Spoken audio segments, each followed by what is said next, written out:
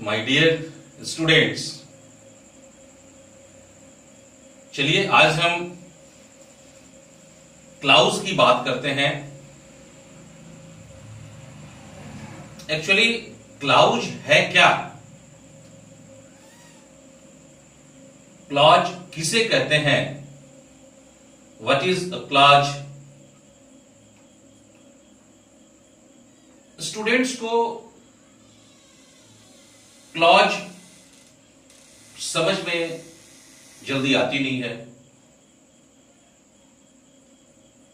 या ग्रामर में इसकी भाषा इतनी क्लिष्ट होती है कि समझना मुश्किल हो जाता है और वो क्लॉज को ढंग से समझ नहीं पाते हैं। आपको बिल्कुल ही इजी मेथड से समझाने का प्रयास किया जाएगा इस वीडियो में।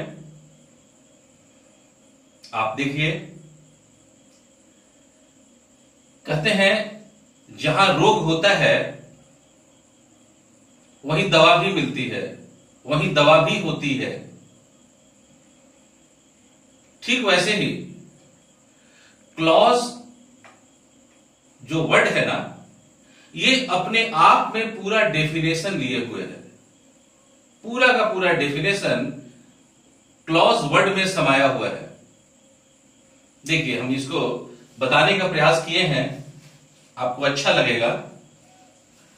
Clause, what is clause? Clause को दो पार्ट में हम इसको डिवाइड कर देते हैं। यहां से इस जगह से ऐसे हम डिवाइड कर देते हैं। एक पार्ट बचा क्ला। क्ला का मतलब हो गया क्लास। क्ला का मतलब हो गया क्लास। क्लास मतलब क्लासीफाई, क्लासिफिकेशन मतलब छोटा करना, डिवाइड। ये जो साइन देख रहे हैं, डिवाइड का साइन है, डिवाइड करना। जैसे क्लॉज को हमने डिवाइड कर दिया, तो क्ला मीन्स क्लास या क्लासीफाई, और क्लासीफाई का मतलब डिवीजन, डिवाइड। दूसरा use. Use means use of a subject and a verb, finite verb, finite verb. देखिए, कोई भी एक बड़ा सा सेंटेंस हो, उसको हम एक पार्ट में, दो पार्ट में डिवाइड करेंगे और यूज करेंगे हर पार्ट में सब्जेक्ट देखने का और फाइनाइट वर्ब देखने का।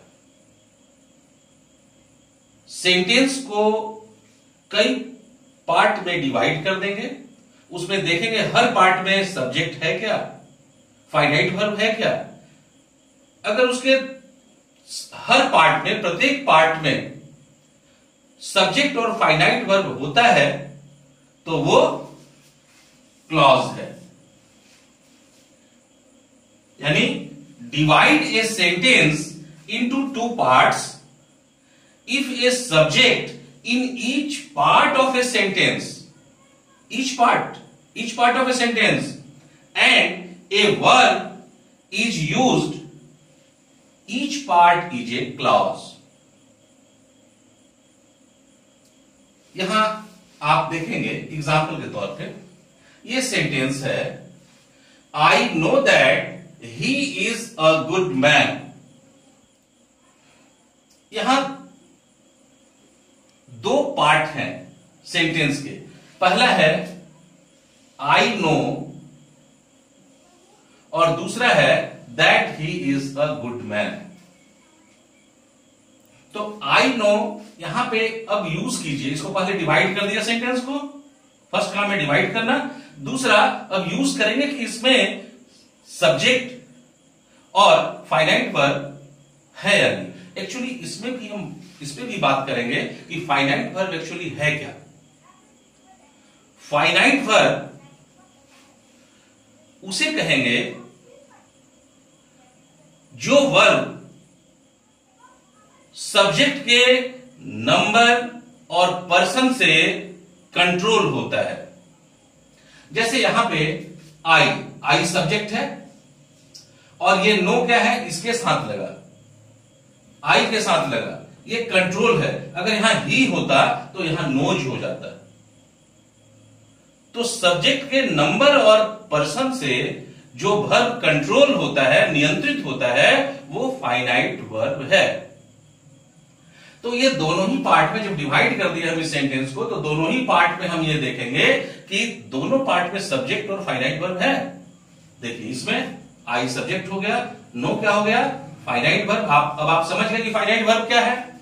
यहां देखिए ही क्या हो गया, सब्जेक्ट हो गया, और यहां पे इस क्या हो गया, ये फाइनाइट वर्ब हो गया, वर्ब हो गया फाइनाइट। तो ये दोनों ही क्लॉज है, यहां से यहां तक। ये that he is a good man, ये एक क्लॉज है, और दूसरा है आई नो, ये भी एक क्लॉज है। तो ये सेंटेंस जो है क्लॉज 1 हुआ, ये क्लॉज 2 हुआ। ये पूरा सेंटेंस में दो क्लॉज है, एक आई नो फर्स्ट क्लॉज, दूसरा that he is a good man, ये दूसरा क्लॉज। तो दो क्लॉज के मिलने से ये सेंटेंस बना है। मतलब क्लॉज क्या है, clause is a part of a sentence, a clause is a part of a sentence with a subject and a finite verb in each sentence। अब आपका क्लियर हो गया ये। एक और एग्जांपल आप देखेंगे तो बिल्कुल ही क्लियर हो जाएगा, बहुत ही सरल है। When he saw the tiger, he ran away। देखिए when he saw the tiger और he ran away, यहां से हम डिवाइड कर देते हैं सेंटेंस को। ये फर्स्ट सेंटेंस जो है when he saw the tiger, ये एक क्लॉज है, और he ran away ये दूसरा क्लॉज है। तो क्लॉज क्या है, क्लॉज सेंटेंस का एक पार्ट है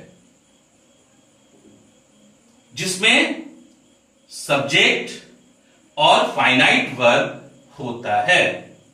जितने भी पार्ट होंगे सेंटेंस के, उनमें एक सब्जेक्ट और एक फाइनाइट वर्ब होगा ही। इसी को क्लॉज कहते हैं। Clause is a part of a sentence in which a subject and a finite verb is essential in each part. तो यही क्लॉज है। अगली बार हम लोग देखेंगे कि क्लॉज कितने तरह के होते हैं और इसका इस्तेमाल हम कैसे करेंगे, इसका यूज हम कैसे करेंगे। तो आज हम लोगों ने क्लॉज देखा, ये फर्स्ट पार्ट है। सेकंड पार्ट भी आप इसका देखेंगे बहुत जल्द। सेकंड पार्ट में हम लोग इसके भेदों को जानेंगे, इसके काइंड्स को जानेंगे। धन्यवाद।